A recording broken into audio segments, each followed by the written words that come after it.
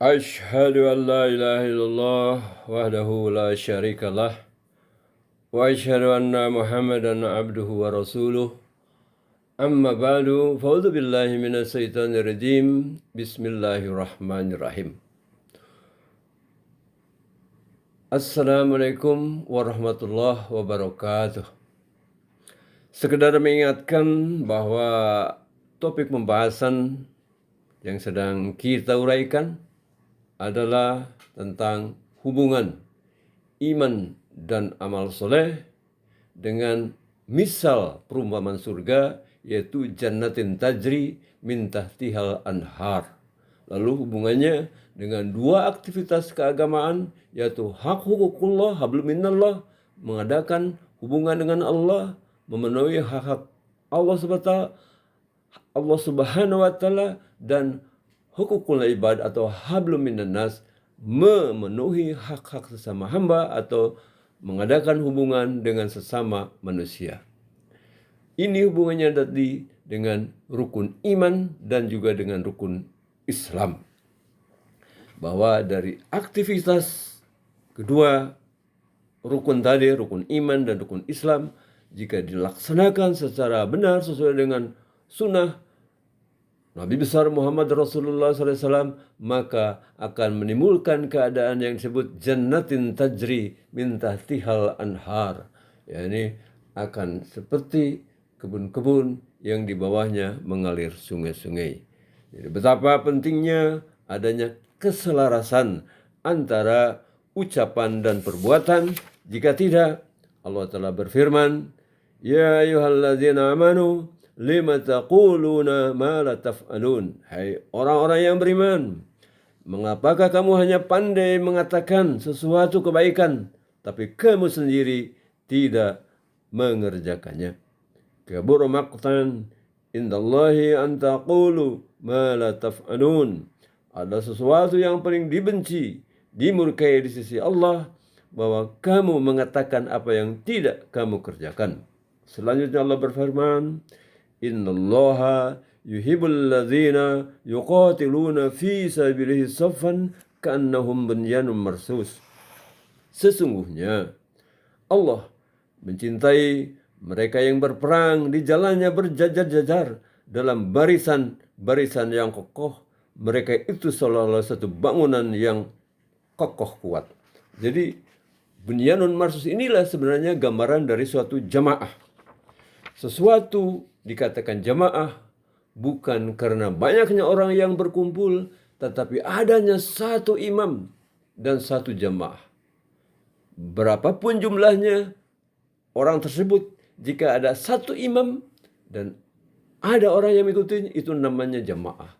Tapi bagaimanapun banyaknya jumlah orang berkumpul di suatu tempat, di suatu ruangan, organisasi ataupun apa namanya, komunitas, jika tidak ada satu imam dan tidak yang mengikutinya, itu bukan suatu jamaah. Oleh karena itu, sholat berjamaah 3 orang, misalnya di masjid, sholat zuhur berjamaah, imamnya seorang, lalu di belakangnya ikut 2 orang, pahalanya lebih besar dari sholat bersama-sama dalam satu masjid, misalnya sholat zuhur, sholat asar, ada 5.000 misalnya, tapi tidak ada imamnya, maka itu bukan satu sholat berjamaah. Jadi berjamaah itu bukan karena banyaknya orang, tapi adakah imam yang memimpinnya. Itulah sebabnya di sini dikatakan, mengapa Allah mengatakan, Innallaha yuhibbul ladzina yuqatiluna fi sabilihi saffan ka'annahum bunyanun marsus. Sesungguhnya Allah mencintai mereka yang berperang di jalannya. Berperang di jalannya itu berperang di jalan Allah, di jalan agama, untuk menegakkan kebenaran, untuk menegakkan keadilan. Sesungguhnya Allah mencintai mereka yang berperang di jalannya saffan, berjajar-jajar dalam barisan-barisan yang kokoh. Mereka itu bagaikan bangunan yang kuat. Selanjutnya telah dijelaskan juga bagaimana kedurhakaan Bani Israel terhadap Nabi Musa, bahkan terhadap para rasul yang diutus setelah Nabi Musa sampai dengan Nabi Isa ibnu Maryam alaihissalam. Wa idh qala Musa liqaumihi ya qaumi lima tu'dunani wa qad ta'lamuna anni rasulullahi ilaikum falamma zagha Allahu qulubuhum wallahu la yahdil qaumal fasikin. Dan ingatlah ketika Musa berkata kepada kaumnya, "Hai kaumku, mengapa kalian menyakitiku?" Yaitu menyakiti hatiku. Kita tahu ketika Nabi Musa berhasil membawa Bani Israel keluar dari Mesir dan melihat sendiri berbagai macam mujizat yang diperlihatkan Nabi Musa atas izin Allah Ta'ala. Terakhir mereka itu melihat mujizat bagaimana ketika mereka dikejar oleh Fir'aun. Mereka melihat sendiri Fir'aun dan bala tentaranya tenggelam di laut. Tapi apa yang terjadi setelah selamat? Ketika Nabi Musa mengajak mereka untuk, "Wahai Bani Israel, marilah kita memasuki Kanaan, Palestina, negeri yang dijanjikan." Apa jawaban mereka? "Wahai Musa, di Palestina itu, di Kanaan itu ada bangsa yang sangat gagah perkasa dan kejam. Saya takut menghadapi mereka. Oleh karena itu, engkau saja berdua dengan Tuhan berperang. Kami duduk-duduk di sini menunggu kabar gembira dari engkau." Itulah kepengecutan Bani Israel yang terjadi akibat dari dizalimi oleh dinasti Fir'aun, yaitu yang digambarkan sebagai dibunuhnya anak-anak laki mereka. Artinya dibunuh anak-anak laki mereka itu artinya dihilangkannya sifat kejantanan mereka dan dibiarkan hidup si wanita-wanita itu, sifat kepengecutan mereka. Sampai seperti itu. Begitu juga ketika Nabi Musa mengajarkan mereka beriman kepada Allah Ta'ala.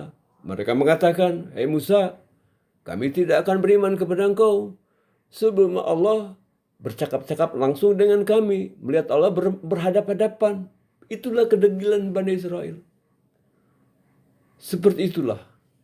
Kemudian apalagi? Begitu banyak fitnah-fitnah yang dialami oleh Nabi Musa.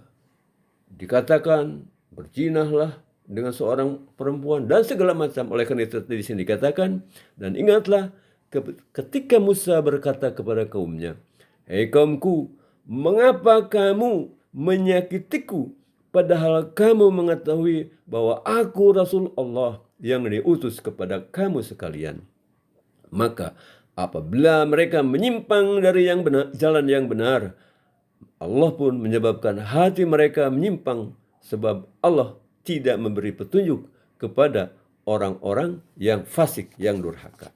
Nah, atas dasar inilah bagaimana Bani Israel itu selalu menyakiti para nabi di antara mereka. Sebagaimana dikatakan dalam surah Al-Baqarah, dikatakan, "Walaqad atayna Musa al-kitaba wa qafayna min ba'dihi bi rusuli wa atayna Isa ibn Maryam bayyinat wa ayyadnahu bi ruhil qudus afakullama ja'akum rusulun bima la tahwa anfusukum istakbartum fariqan kadzabtum wa fariqan taqtulun." Dan sesungguhnya kami telah memberikan kitab dari Taurat kepada Musa, kemudian kami mengikutkan rasul-rasul di belakangnya, yaitu setelahnya Nabi Harun juga ikut Taurat, Nabi Daud juga ikut Taurat, Nabi Sulaiman juga, Nabi Isa juga ikut Taurat. Dan kami memberikan kepada Isa ibnu Maryam tanda-tanda yang nyata. Dan kami memperkuatnya dengan Rohul Kudus. Tetapi semuanya ditentang oleh kalian. Maka apakah patut setiap datang kepada kalian seorang Rasul membawa ajaran atau sesuatu yang tidak disukai oleh hawa nafsu kamu, lalu kamu menyombong terhadap Rasul Allah itu, kamu dustakan mereka, bahkan sebagian kamu bunuh. Wa qalu qulubuna gulfun bal la'annahumullahu bikufrihim qalilan ma yu'minun. Dan mereka berkata, hati kami tertutup. Apa kata Allah? Bukan demikian, tetapi karena Allah telah mengutuk mereka karena kekufuran mereka, maka sedikit sekali yang mereka percayai. Jadi inilah sebabnya mengapa Di dalam surah Al-Fatihah ada doa, Ihdinas siratal mustaqim, siratal ladzina an'amta 'alaihim ghairil maghdubi 'alaihim waladdallin. Ya Allah, tunjukkanlah kami jalan yang lurus, yaitu jalan orang-orang yang telah Engkau beri nikmat, yaitu orang yang mengikuti para nabi, yang taat beriman kepada nabi. Ghairil maghdubi 'alaihim waladdallin. Bukan jalan-jalan yang kemudian Engkau murkai, padahal tadinya mereka kaum terpilih. Dan bukan pula orang yang sesat. Ghairil maghdubi 'alaihim itu adalah murka. Di sini dikatakan hati kami tertutup, kata Bani Israil. Tidak, Allah justru mengutuk kalian karena keingkaran kalian. Waladdallin, dan bukan jalan yang sesat. Apa beda maghdub dan dolin? Kalau maghdub yang dimurkai itu karena setiap datang Rasul sangat tidak dihargai, didustakan, difitnah, disakiti, diperangi. Itu maksudnya orang yang dolin. Tetapi maghdub, tetapi dolin artinya berkelebihan, melampaui batas dalam mencintai Rasul sehingga dalam batas menyembahnya. Itu artinya dolin. Nah, inilah yang di dalam Al-Quran diabadikan dalam surah Al-Fatihah, bahwa supaya kita harus berusaha menjadi orang yang mendapat nikmat. Jangan seperti orang-orang kemudian dimurkai Allah Ta'ala, walaupun mereka itu tadinya adalah kaum terpilih, dalam hal ini Bani Israel. Dasar inilah Allah Ta'ala berfirman memperingatkan umat Islam dalam surah Al-Ahzab, ya ayyuhalladzina amanu la takunu kalladzina adaw Musa fabra'ahu Allahu mimma qala wa kana indallahi wajiha. Hei orang-orang yang beriman, janganlah kalian seperti orang yang telah menyusahkan Musa, tetapi Allah membersihkannya dari apa yang dikatakan mereka, dari berbagai fitnah yang mereka tuduhkan. Dan ia Musa adalah orang-orang yang mempunyai kedudukan yang terhormat di sisi Allah. Ya ayyuhalladzina amanu taqullaha wa qulu qawlan sadida.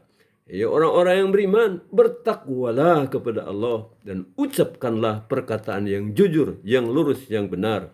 Apa akibatnya?